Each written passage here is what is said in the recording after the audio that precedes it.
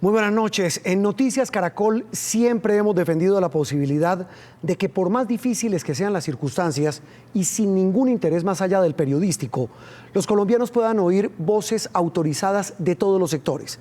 En este caso, el reciente episodio en el que Colombia se enfrenta a una situación muy especial y compleja generada por las marchas en las calles de las principales ciudades del país nos obliga aún más, como medio de comunicación, a buscar respuestas, a buscar visiones de quienes creemos les pueden dar a ustedes, nuestros televidentes, elementos de juicio que nos permitan a todos buscar salidas, que es lo que más necesitamos en este momento.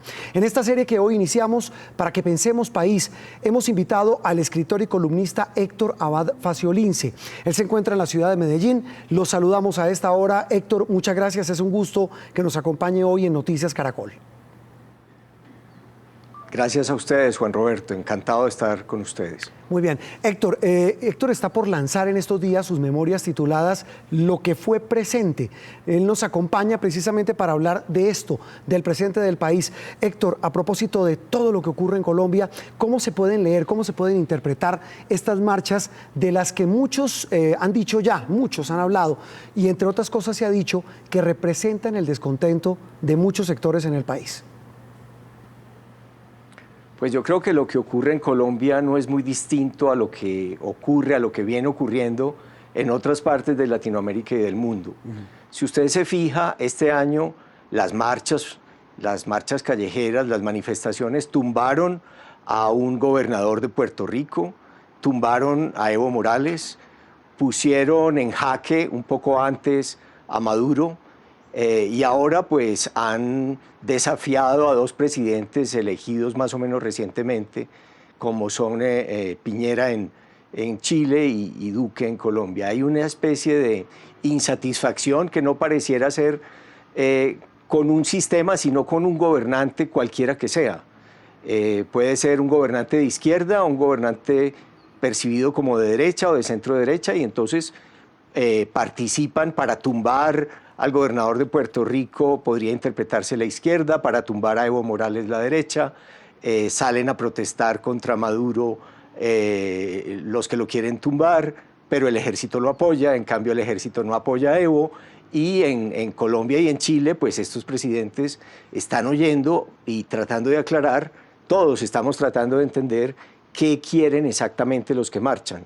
Yo trato de entender incluso a mis hijos que también están marchando y por ello sufro. Hay solicitudes muy distintas, algunas son de tipo ecológico, otras son de tipo económico, político, y como no hay líderes claros de esas marchas, pues es muy difícil saber también quién es el interlocutor, a dónde se va a llegar, qué puede resultar de esto. Lo que yo percibo es, pues, yo trato de entender, pero percibo mucha incertidumbre. Exactamente. Héctor, sobre esto último que usted dice, usted en su columna de la semana pasada, hace una semana en El Espectador, hablaba de las caras de la protesta, así la titulaba, y hablaba de las exigencias. Y leo una parte, abro comillas, la gente tiene razón en la calle de protestar por lo que protesta. En algunos casos sus razones son obvias y hasta fáciles de compartir. Lo difícil es darle respuesta a la pregunta más simple: ¿cómo se resuelven esas exigencias? Pues sí, lo que pasa es que uno puede estar de acuerdo en que en los fines de toda manifestación, uno está de acuerdo en que los sueldos mejoren, en que no haya desempleo, en que los gobiernos oigan más a la población, a los gobernados. Uno está de acuerdo en que el calentamiento global, el cambio climático son un problema global y que pone en peligro el futuro de nuestros hijos. Estamos de acuerdo en los fines, lo que no sabemos es cómo lograr lo que se pide. Las recetas son muy distintas y ni los expertos ni los gobiernos saben exactamente, ellos se pueden equivocar, saben exactamente cómo resolver los problemas, pero yo creo que tampoco los marchantes, la gente que protesta, también debería tener algo de autocrítica, porque ellos tampoco, si fueran los gobernantes, sabrían exactamente cuáles son las soluciones para la infinidad de problemas que hay en Colombia y en muchas partes del mundo. Lo que se pide es, por ejemplo, en el caso de Macron y los chalecos amarillos, él intenta tomar unas medidas contra el calentamiento global. sube el precio de la gasolina. Eso desata marchas de los campesinos que deben pagar más por la gasolina. Aquí, pues, uno puede estar perfectamente de acuerdo en que no haya minería en ciertas zonas, pero al mismo tiempo se marcha para defender los puestos de trabajo de los mineros. Entonces, hay que encontrar unos equilibrios que en la calle es muy difícil que se encuentren, es muy importante que se manifiesten, que digan cuáles son los problemas, pero luego le toca a los gobernantes tratar de resolver problemas que no tienen una solución inmediata y fácil. Eso que usted menciona finalmente es la clave. El reto para quienes dirigen, Héctor, los destinos de Colombia, de cualquier país, es oír esas voces de las que usted habla. Esa conversación nacional que abrió en los últimos días el presidente Duque, ¿le suena como la salida a todo esto? Pues uno no sabe, porque esa conversación es con quiénes, quién nombra exactamente a los dirigentes de la marcha. Cuando van algunas personas a hablar con los gobiernos, hay otros que están en las marchas que desmienten a ellos como sus voceros. El problema de la democracia de la calle, que es necesaria muchas veces, es que nunca se sabe muy bien con quién hablar. Si no hay un líder claro, si no hay una persona que realmente los represente, pues como somos multitudes, la multitud tiene carteles, consignas, eslogans muy distintos, entonces no se sabe bien cómo encontrar una representación clara. O si lo que se quiere es simplemente tumbar el gobierno, volver a barajar y volver a tener otro gobierno. Pero en los gobiernos, digamos, podría pensarse que es una crítica total al capitalismo, pero cuando hay otras opciones de tipo socialista, también la gente está en la calle protestando por esas soluciones que no están aportando tampoco pues la solución de todos los problemas que se plantean. Entonces, no sé muy bien cómo vamos a hacer. Creo que muy pocos saben cómo vamos a hacer. Y el tema también pasa por otro aspecto importante, Héctor, y es el que tiene que ver con los políticos. Porque no solamente es el tema de los gobiernos, sino la clase dirigente en general, e incluso los políticos que están pescando en río revuelto, eso que usted a los que tanto critica usted en sus redes sociales. ¿Hay gente que le está sacando provecho político a este movimiento, a esta movilización? Pues hay una gran desconfianza en el gobierno, en los políticos que están gobernando. Sí. Y al mismo tiempo hay unos políticos de la oposición que no están gobernando, que tratan de aprovecharse de esa desconfianza y dicen, confíen en mí. Pero cuando llegan esos políticos a gobernar, por ejemplo, en el caso de Evo es muy claro, sacan a Evo por protestas, por posible fraude en las elecciones o porque él no cumplió la Constitución y se hizo reelegir. Pero al salir Evo vienen también los partidarios de Evo y están también en la calle para decir que Evo era el que les había dado una dignidad a los indígenas bolivianos.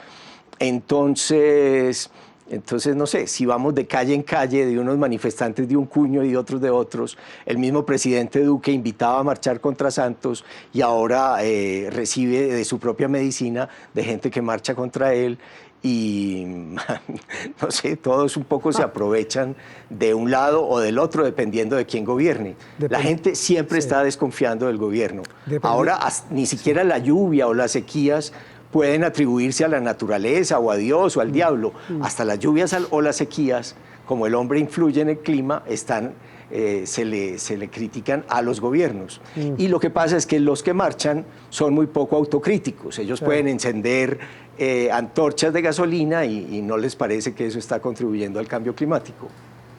Y cada quien mira dependiendo su lente y no ve lo del otro. Ahí radica también el problema. Y usted en su columna también decía, Héctor, la semana pasada, que la mitad de la gente protesta y luego esa otra mitad protesta por la primera que está saliendo a manifestarse. Es decir, es un círculo vicioso. Pues sí, uno lo puede ver por los hashtags en las redes sociales. Por un lado es el paro que se amplía y por otro lado es estamos mamados del paro. Depende de los intereses que tengan. La gente que estaba esperando huéspedes extranjeros en los hoteles, entonces recibe cancelaciones, el dólar sube y ellos se sienten afectados por las marchas. Los que en cambio creen que esas marchas pueden producir cambios en, no sé, en los presupuestos nacionales, en la economía, entonces dicen, no, entonces quedémonos aquí las semanas que sean suficientes. A lo mejor vamos a tener que esperar hasta Navidad para que esto se calme, porque parece que lo único que no resiste un paro es una Navidad. Bueno, no sabemos, no resiste una Navidad. Mire, Héctor, lo noto un poco, pues como con muy pocas respuestas sobre un tema, repito, que nos concierne a todos. Pareciera no haber una salida, ¿no? Al menos de primerazo. Pues sí, realmente yo no tengo respuestas, yo tengo preguntas nomás. Sí. Yo les pregunto a mis hijos cuando marchan, Sí. cuando mis hijos tocan la cacerola, yo les digo, pero es que las cacerolas surgieron como una manifestación de que no había nada que poner en la cacerola, de que no había comida. Ustedes que comen más o menos bien, me parece un poco ridículo que le den a la cacerola. Pero ellos me dicen, no, no es eso, no se trata de eso, no nos ridiculices. Y claro, si un policía, si un integrante del ESMAD tira un proyectil, así sea un proyectil avalado por instituciones internacionales, tira un proyectil a la cara, pues yo sé que mis hijos podrían estar ahí, que ellos están marchando por cierto descontento y naturalmente yo no quisiera que nada les pasara a mis hijos tampoco, ni a ningún muchacho, pero empezando pues, por supuesto, por mis hijos. Muchas preguntas. Héctor, le cambio rápidamente de tema porque quería preguntarle por su nueva obra, la que está por lanzar, Lo que fue presente. Son sus diarios. ¿Qué cuentan ellos? Yo escribí esos diarios, los empecé a escribir cuando tenía 27 años, no me había graduado, mi mujer estaba esperando a nuestro primer hijo, que sería hija. Entonces es algo que se escribe en caliente. Los diarios se usan mucho en Gran Bretaña, en Francia, incluso más en España. En Colombia muy pocos escritores han publicado sus diarios. Es algo que yo escribí en la intimidad, en cuadernos que eran más o menos como este, por ejemplo. Este es de los más bonitos, naturalmente yo saqué uno de los más bonitos y bueno, aquí yo iba escribiendo lo que pasaba día a día desde el año 85 y los diarios que publicamos en Alfaguara llegan hasta el año 2006. Ahí cuentan, por lo que alcancé ya a empezar a leer, sus expectativas como escritor en formación, el tema de esos conflictos para escribir sobre ficción, sobre realidad, también sus experiencias, por supuesto, como ser humano, aprendiendo a asumir la vida. Dice eso la reseña de la obra. Sí, en los diarios, pues yo cuando empecé a llevarlos, yo no había escrito ningún libro, yo ni siquiera me había graduado de la universidad, yo todavía no había tenido un hijo ni una hija, yo quería ser escritor, pero nada de lo que hacía me gustaba o me salía bien. El principio de los diarios es el libro o los cuadernos de alguien que está aprendiendo a escribir. Poco a poco, pues, esa persona crece, esa persona madura, sus relaciones matrimoniales o de pareja o de amor van cambiando, sus experiencias de la vida y de la literatura y de las lecturas van también incrementándose y así poco a poco se va viendo como la evolución de una persona que tenía el sueño de ser escritor y que poco a poco lo logra. Pues Héctor, es un gusto haberlo tenido en Noticias Caracol. Gracias por compartirnos algo de esta nueva obra. ¿Cuándo sale esta obra? ¿La próxima semana? Bueno, ya está en las librerías. Lo íbamos a presentar en Bogotá la semana pasada, pero el 27 pues hubo grandes marchas y no era el caso de interrumpir las marchas con literatura. Entonces, pues no, aunque no haya presentaciones, el libro, Lo que fue presente, mis diarios, ya está en las librerías. Pues hay que acudir a esa cita infaltable con la nueva obra de Héctor Abad Faciolince. Héctor, un gusto saludarlo. Gracias por atendernos en su casa en Medellín. Gracias, Juan Roberto. Gracias a usted por haberme llamado y por haber hablado de estos dos temas. Muy bien, sí señor. Héctor Abad Faciolince, Noticias Caracol, vamos a seguir en esta serie de diálogos para que pensemos el país y busquemos salidas a la crisis que actualmente enfrentamos. Continuamos con más Noticias Caracol.